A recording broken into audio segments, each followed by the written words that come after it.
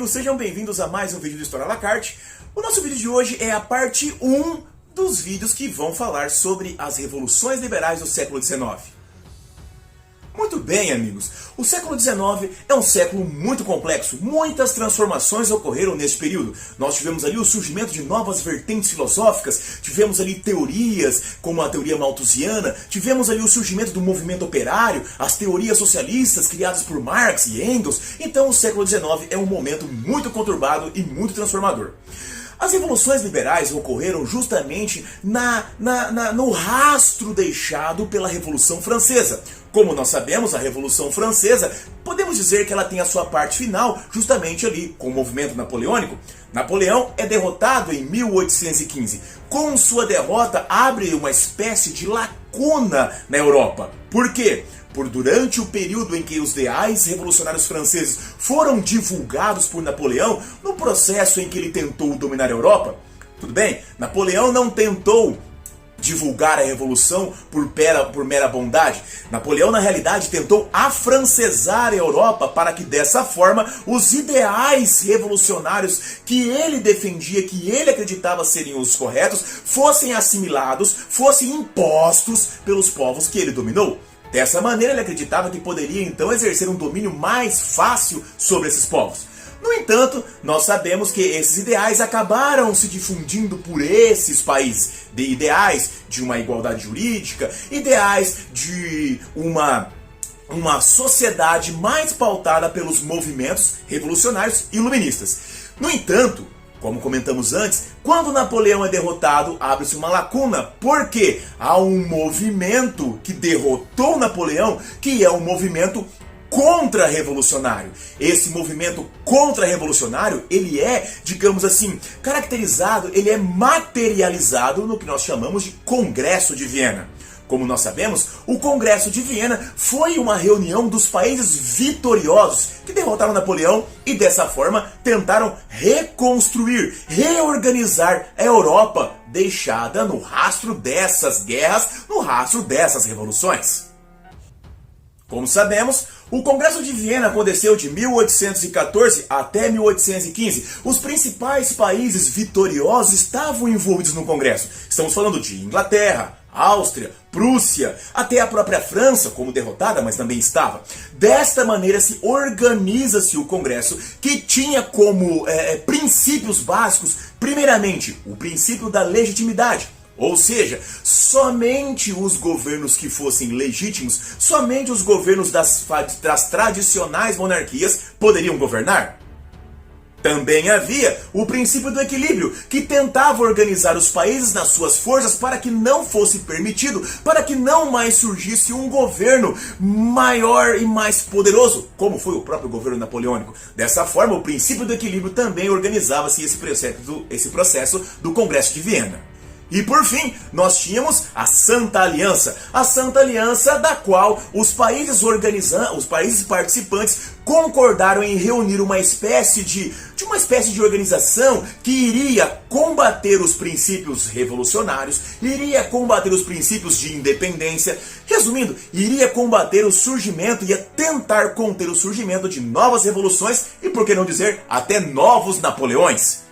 Dessa forma, o Congresso de Viena ele está fazendo com que a Europa seja obrigado, na realidade, a readotar o que chamamos de antigo regime. Perceba, o Congresso de Viena tenta trazer de volta para a Europa os princípios absolutistas, fazendo então com que o absolutismo retomasse o seu poder em toda a Europa. Não preciso dizer que depois de, pense comigo, a Revolução Francesa aconteceu em 1789, estamos falando de 1815, então depois de mais de 20 anos de pensamentos pautados por ideias de igualdade, por ideias de liberdade, por ideias que foram organizadas pelos princípios iluministas, não preciso nem dizer para vocês que essa ideia de simplesmente impor, fazer os países e as populações serem obrigadas a adotar o antigo regime novamente, não vai dar certo. E é justamente por causa disso que acontecerão dali em diante vários movimentos revolucionários, que são as revoluções liberais do século XIX. Meus amigos, o epicentro desses movimentos revolucionários que vão se desencadear por todo o século XIX é, mais uma vez, a França. O princípio da legitimidade fez com que retornasse ao governo francês a monarquia dos Bourbon. Dessa forma, quem governará a França é Luís XVIII. Luís XVIII era irmão do antigo rei que foi decapitado ao longo do processo revolucionário. Quando Luís XVIII governava, a França estava tomada, já tinha uma nova vertente, um novo direcionamento. Não era mais tão simples assim obrigar os franceses a adotarem o princípio do antigo regime ou simplesmente o absolutismo tranquilamente. Desta maneira, então, Luís XVIII vai adotar o que ficou conhecido como absolutismo disfarçado. Luís XVIII foi um tanto quanto perspicaz para poder perceber que a França não iria simplesmente aderir e aceitar os princípios do antigo regime de maneira tão simples. Por quê? Porque haviam grupos políticos já organizados na França e esses grupos políticos não aceitariam mais as coisas tão facilmente. Quais grupos? Muito bem, são esses grupos. Estamos falando primeiramente dos chamados ultra-realistas. Os ultra-realistas, meus amigos, eram formados justamente pela nobreza tradicional. Essa nobreza tradicional era justamente aquela que desejava e estava apoiando as ideias de retorno do antigo regime. Por quê? Porque tinham interesses de que seus privilégios, suas mordomias fossem retomadas e principalmente os seus prejuízos que eles tiveram durante o processo revolucionário fossem pagos, eles fossem ressarcidos para essa camada. Dessa forma, então, os ultra-realistas eram formados por uma nobreza tradicional que estava desejando a volta do antigo regime. Havia também aqueles que ficaram conhecidos como constitucionalistas, grupos que estavam justamente envolvidos e desejavam um governo pautado por ideias constitucionais. Era um governo pautado justamente ali por ideias que traziam ali os direitos universais, sufrágio universal. Nós temos ali principalmente dentro desse grupo a alta burguesia, porque esse grupo era o grupo que estava já participando dos movimentos de organização dessas constituições desde o momento revolucionário do passado. Desse momento, então, a alta burguesia estava justamente pautada nessa ideia de direitos universais, direitos constitucionais, que fossem eles que governassem a França nesse momento. E nós tínhamos um grupo chamado de liberais. Estes liberais eram liberais radicais, liberais que desejavam a retomada dos princípios, principalmente princípios muito próximos ali do governo de Napoleão Bonaparte. Podemos dizer que grande parte desses grupos, que são os liberais radicais, eles eram também conhecidos como bonapartistas. Neste momento ainda não havia um grupo literalmente chamado bonapartista, mas eles desejavam o retorno, eles tinham, digamos, saudades daquele governo que era exercido na época de Napoleão Bonaparte. Como já comentamos, Luís XVIII foi perspicaz e percebeu que esses grupos não iriam mais simplesmente adotar e aderir ao absolutismo de uma maneira fácil. Dessa maneira, então, o governo que ele vai adotar é uma monarquia constitucional. Uma monarquia constitucional que aspirava ao modelo da monarquia inglesa. Essa monarquia era uma monarquia pautada por duas câmaras, modelo também bicameral. Essas duas câmaras eram formadas justamente pelos grupos chamados Câmara dos Pares, onde estava a nobreza tradicional, e a Câmara dos Deputados, que eram organizações, que eram grupos eleitos pelo povo. Dessa maneira, nós temos então um governo bicameral que exercia o poder nesse modelo, que é o modelo da monarquia constitucional, exercido ali pelo governo de Luís XVIII. No entanto, o governo de Luís XVIII ele é mais conhecido justamente por ser um, digamos, absolutismo disfarçado. Por quê? Porque Luís XVIII autorizava, ou pelo menos fazia vista grossa, nada fazia a respeito de grandes perseguições que eram realizadas contra toda e qualquer tipo de oposição. Dessa forma, então, o governo de Luís XVIII, o absolutismo disfarçado, foi caracterizado pelo chamado terror branco. No entanto, nós temos que entender que desta forma, perseguindo alguns ou fazendo vista grossa para outros, Luís XVIII conseguiu cumprir o seu mandato, digamos assim, conseguiu cumprir o seu governo sem muitos problemas, a não ser uma grande crise econômica que ainda persistia na França. Lembre-se, meus amigos, a França foi a derrotada no período das chamadas Guerras Napoleônicas. Desta forma, alguém deveria pagar as contas de todos os custos da guerra. Alguém deveria pagar indenizações, ressarcer os vitoriosos. Quem? Os ingleses, os austríacos, os prussianos, os russos. Esses indivíduos deveriam ser ressarcidos no processo de derrota do que eles chamavam do grande tirano que foi Napoleão. Dessa maneira, se foi a monarquia Bourbon de Luís XVIII que assumiu o comando depois da vitória sobre Napoleão, nada mais justo para os vitoriosos do que Luís XVIII pagar a conta. Dessa maneira, então, a França ela herdou ainda do Congresso de Viena uma grande crise econômica que foi um problema não apenas para o governo de Luís XVIII, para vários governantes. Luís XVIII, meus amigos, termina o seu governo em 1824, quando ele veio a falecer. Com a morte de Luís XVIII, quem assume o governo na França, quem assume a monarquia francesa é seu irmão, Carlos X. Carlos X era um ultra-realista. Ele acreditava que a nobreza tradicional deveria ser ressarcida, deveria ser indenizada por todos os problemas que a Revolução causou a eles. Dessa forma, então, começa-se um processo de privilegiar os indivíduos dessa nobreza tradicional. Esses ultra-realistas começaram a ser privilegiados pelo governo de Carlos X.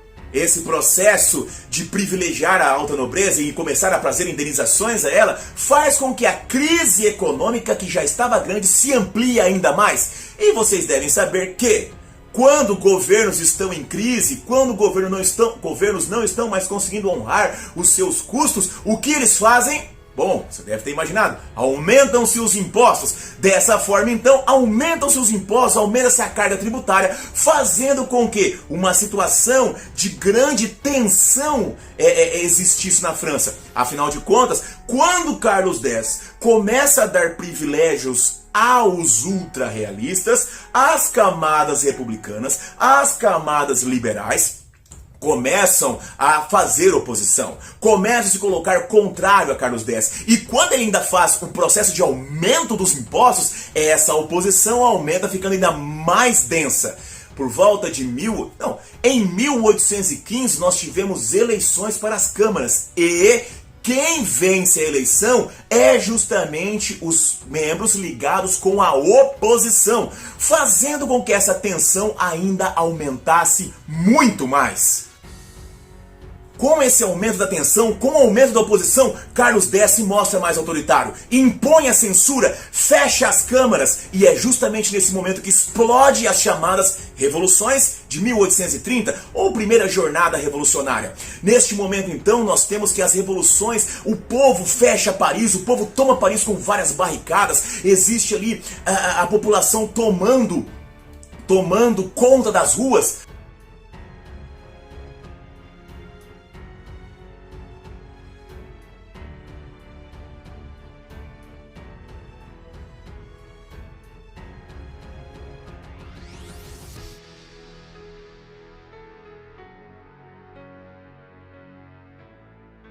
Um exemplo desse momento nós temos no quadro de Eugène Delacroix, quando ele pinta a liberdade guiando o povo, um dos quadros mais famosos que nós temos, que retrata justamente a luta pela liberdade. Nesse quadro fica bem evidente a questão da unificação da população francesa contra o autoritarismo exercido pelo governo e pelo autoritarismo de Carlos X. Neste momento, então, Carlos X, essas tensões aumentam, as barricadas aumentam, e Carlos X não tem outra alternativa a não ser fugir para a Inglaterra. Carlos X é deposto. Seu governo termina com sua fuga para a Inglaterra em 1830.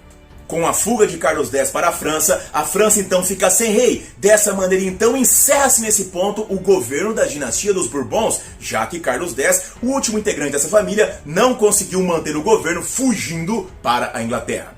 No entanto, quem irá assumir o governo francês é um outro rei. Quem irá assumir é o chamado rei Luís Felipe, ou também conhecido como rei burguês. Luiz Felipe é conhecido como rei burguês justamente porque ele vai governar aliado justamente às camadas burguesas. Mas não relativamente todas as camadas burguesas, ele vai se aliar à alta burguesia, às camadas, os grandes fazendeiros, os grandes burgueses, os grandes banqueiros. Dessa forma, então, ele vai promover medidas que vão direcionando para a melhora dos negócios, mas seu governo vai cada vez mais privilegiando a alta burguesia. Nesse quesito de privilegiar a alta dos negócios, nós temos então, uma das medidas feitas por Luiz Felipe é buscar a paz com os ingleses, buscar uma boa relação com os ingleses, principalmente uma boa relação comercial, fazendo com que grande parte dos produtos que eram realizados na Inglaterra ou eram realizados na França possam ter um livre trânsito, dinamizando e melhorando cada vez mais as disposições comerciais. Um outro ponto também que começa a se desenhar ali na França daquele momento é o surgimento do movimento operário. Nós temos ali por volta de 1830 o surgimento de várias organizações operárias fazendo ali, começando a se desenhar uma certa unificação, uma certa união dos operários. Esses operários já começam a se sentir cada vez mais explorados, cada vez mais excluídos, e essas nascentes, esses princípios de organização operária começam a buscar também participação política e maior relevância dentro da sociedade. Isso é um ponto que se inicia no governo de Luiz Felipe, mas vai crescendo ao longo do tempo, como nós veremos. Dessa forma, então, nós temos que no início do governo, o governo de Luiz Felipe era um governo que prometia, que as pessoas acreditavam que finalmente eles iriam encontrar um governo digno e um governo que não fosse excessivamente autoritário e não fosse excessivamente privilegiador das grandes camadas da sociedade. No entanto, como Luiz Felipe mostrava-se cada vez mais adepto em privilegiar somente as altas camadas da burguesia, começa a surgir contra ele também uma oposição. E essa oposição começa a ser tratada com extremo autoritarismo. Com o decorrer do tempo, o governo de Luiz Felipe vai se tornando cada vez mais autoritário, vai instituir, por exemplo, o voto censitário, fazendo com que as camadas menos favorecidas não tenham acesso ao processo político. Nesse quesito, ele vai chegar ao ponto de proibir justamente as reuniões, porque quanto mais as pessoas se reuniam para fazer qualquer tipo de coisa, surgiam movimentos oposicionistas e contrários ao rei Luiz Felipe.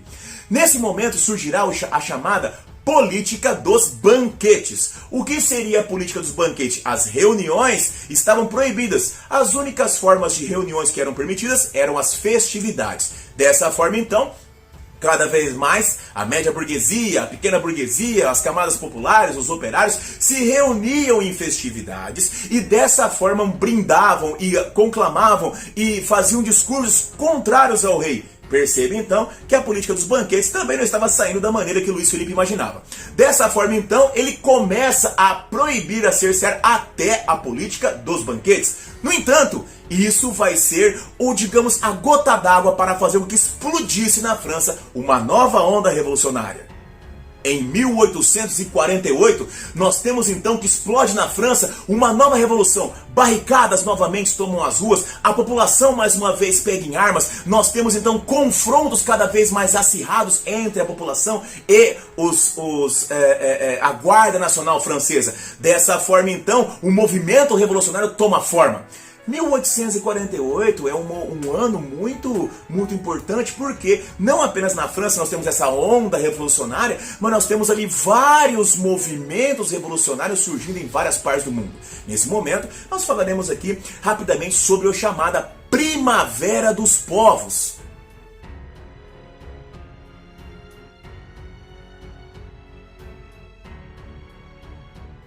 Meus amigos, a Primavera dos Povos é uma verdadeira onda revolucionária que percorreu toda a Europa a partir do ano de 1848. Na realidade, a Primavera dos Povos são vários movimentos revolucionários anti-absolutistas que ocorreram em vários países da Europa. Ocorreram movimentos anti-absolutistas, por exemplo, na Áustria, na França, na Alemanha, na Itália. Nós temos ali que de 1848 em diante se desencadeiam esses movimentos de luta contra invasores externos, luta contra princípios absolutistas. Nós temos ali que 1848, a Primavera dos Povos, ela é pautada por uma onda liberalista de luta contra a imposição absolutista, luta contra a interferência internacional.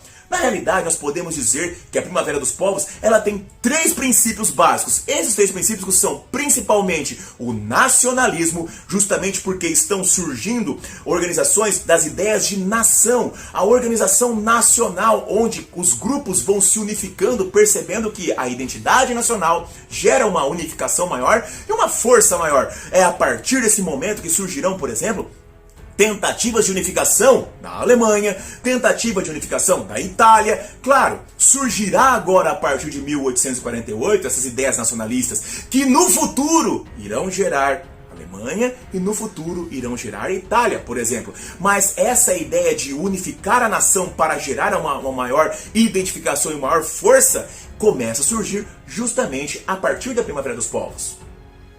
Nesse momento também, como dizemos, nós temos as ideias liberais. As ideias do liberalismo são pautadas justamente por serem contra o antigo regime, contra as imposições absolutistas do antigo regime. Dessa maneira, o movimento liberal, as ideias liberais, a liberdade de pensamento, a liberdade política, a liberdade intelectual, ganha mais força nesse momento, fazendo com que esse liberalismo fique mais forte. E outro ponto que também é desencadeado nesse momento é a luta contra a opressão e a exploração. Essa luta contra a opressão e exploração, ela é ligada à ideia do surgimento do movimento operário. Neste momento, em 1848, também temos o nascimento do movimento operário. Um marco importante que é dessa luta contra a opressão e contra a exploração é que em 1848, aquele movimento nascido lá atrás vai ganhar mais corpo ligado com as ideias do Manifesto Comunista que é lançado por Karl Marx.